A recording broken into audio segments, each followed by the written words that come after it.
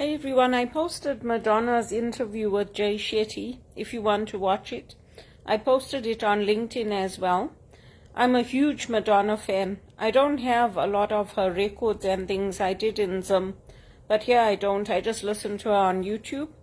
And I like her because she has her own spiritual journey. So the artists that I like Gloria Estefan, Madonna, Elvis, they've all gone through their own challenges, their own spiritual journeys. And I like her because I think she pushes the boundaries. So if you watch her music videos, especially this last concert when she came to Toronto, she challenges the church. The church has become so misogynistic, it's hurting people, and there's this imagery that she uses in like a prayer, and she goes into the spiritual journey. If you look at the titles of albums of Gloria Estefan, Coming into the Light, so the work always takes place in the dark. Right? It takes place in times of ill health, in times of devastation, in times where everyone's attacking you, everyone's coming against you. That's where the work takes place, in the dark. And in the Christian tradition, we believe in the sacred night. The darkness of the soul doesn't have to be devoid of God. It's like going through unemployment for me. It is hard, it is difficult, but my faith is in the Lord.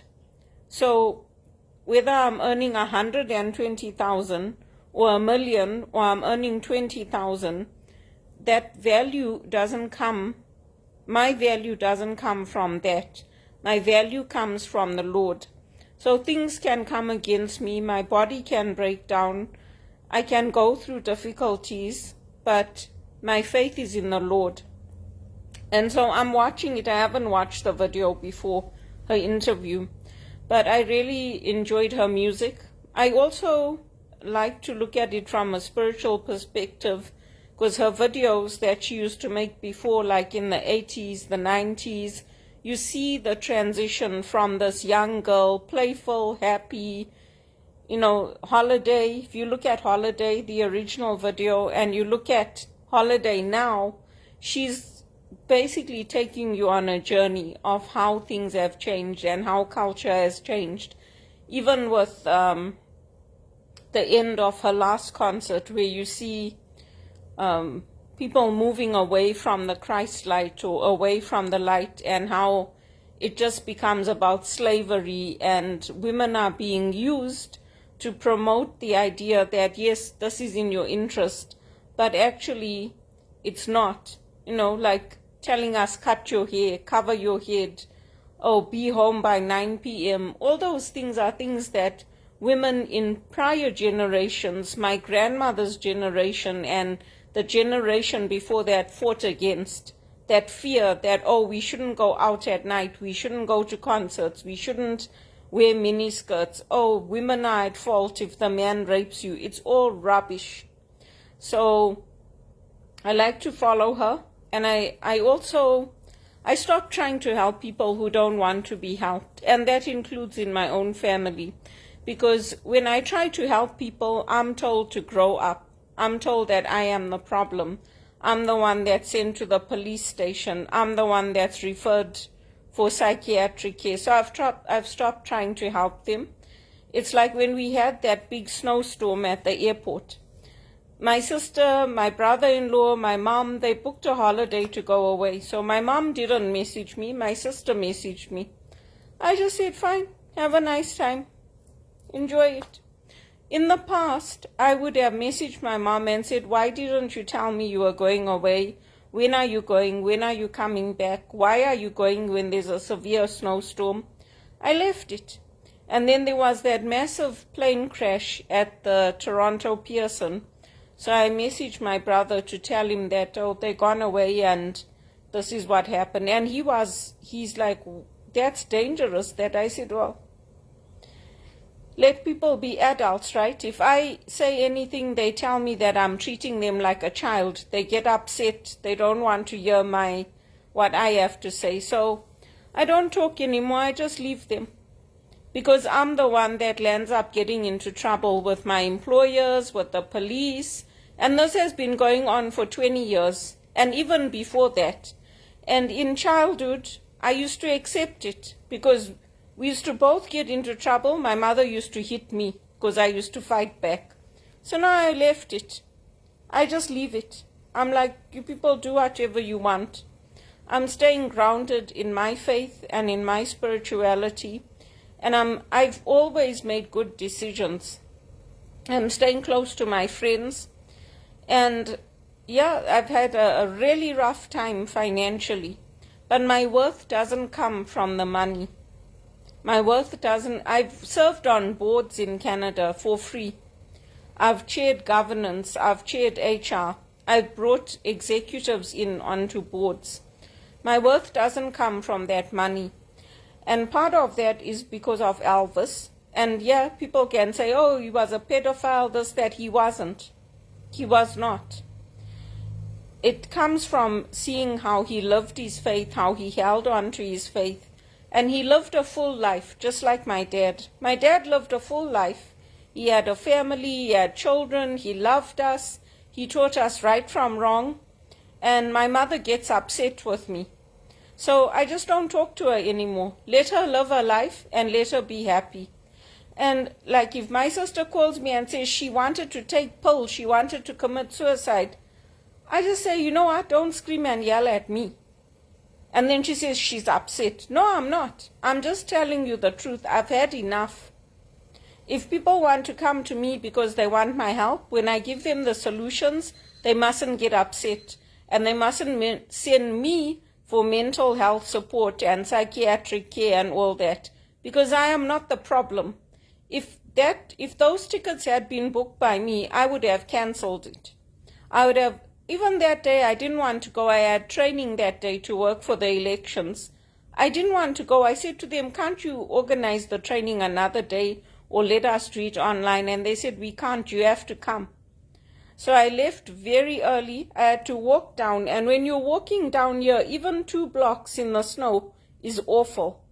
So I had to walk down and then get the subway. And then coming home, I thought, let me take the bus. It will be easier because the bus will come straight here. They changed the bus route. So a trip that should have taken me just maybe 30 minutes landed up taking me 2.5 hours because they changed the route of the 52 bus. So I had to take a bus to Hellengone. I was frightened because I'd never taken that route before. I had to wait in the snow. Then I had to come to Young and Lawrence. And then from there, I had to take another bus. And then I got down just before Young and Lawrence station because the bus wasn't even stopping there. And then I had to walk home. I came home. I walked past the church and I came home. And I was like, thank you, God, for bringing me home. So if you like Madonna, watch the video. And, you know, like I'm saying, if people want to commit suicide and they want to do all these things, don't blame me.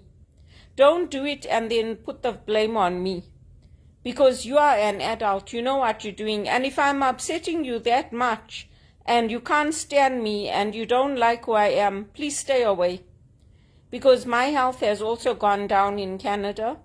And I would rather have peace and quiet than have people blaming me for their problems, including the banks. And yes, as a secretary, I push paper. I do the filing, I get the coffees, I organize meetings, I push paper. And you know what? I like it. I like taking care of my work, and I take pride in it. Whether it's executive assistant work or HR work, whatever I do, I take pride in it. I'm not paid what I should be. And people have made their own decisions that have hurt me, including my mother.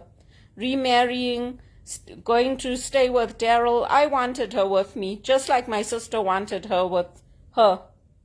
And yes, I miss her some days. So what?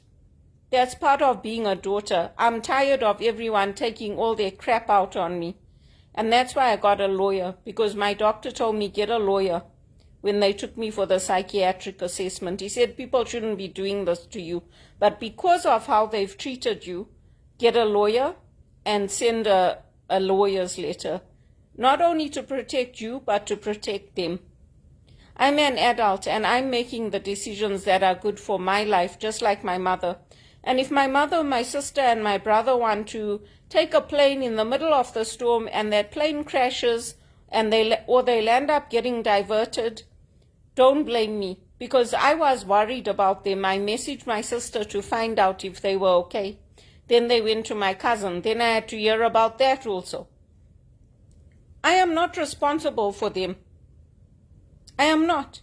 They went to my cousin because the plane got diverted and they didn't go stay in a hotel. If it was me, I would have gone and stayed in a hotel after all the problems I've had with the family. I would just go stay in a hotel. I wouldn't even bother because I'm tired of hearing, oh, there was a party and then, oh, we got invited to dinner. Good for you. Nobody did it for me, so I'm not interested. When I turned 40, I invited the family. I invited my mother. My sister didn't come, so that's not my fault. I told my mother said, no, I'm coming. So that's fine. I invited my cousins from America, Danny and Natalie. So I've done the best I can. My other cousins, Carol and Cynthia and Kathy, Sean, Bradley, they have never spent a Christmas with me here because I do not have a house big enough. But when I go, I can tell you now, when I go, if Kathy knows I'm coming and Sharon and Cynthia, they will all come. If they can come, they will come because they all like me. I haven't been for many years because I don't have the money to go. I'm not a monkey and I didn't come from the apes. So please don't treat me like one.